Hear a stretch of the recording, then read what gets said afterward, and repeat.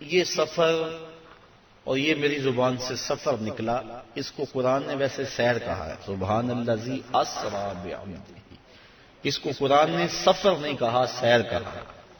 سفر معراج نہیں، سیر معراج۔ اور آپ جانتے ہیں کہ سفر اور سیر میں کتنا فرق ہے۔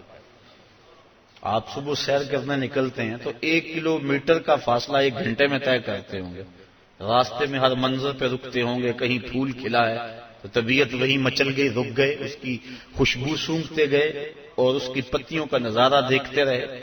بندہ سیر کرے تو گھنٹے لگتے ہیں، اور اگر آپ سفر کریں تو چند لمحوں میں طے کریں گے۔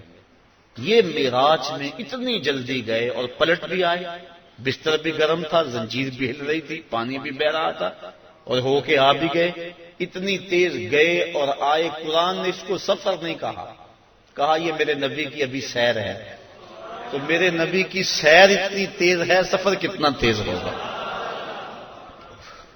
اور میرا خیال ہے اسی پر اگر ہم غور کر لیں، ہم کہتے ہیں جب امتی مشکل میں نبی کو پکارتا ہے تو نبی مدد کو پہنچتے ہیں۔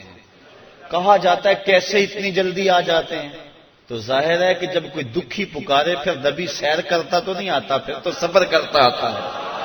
اور جس کی سیر اتنی تیز ہے اس کا سفر کتنا تیز ہوگا۔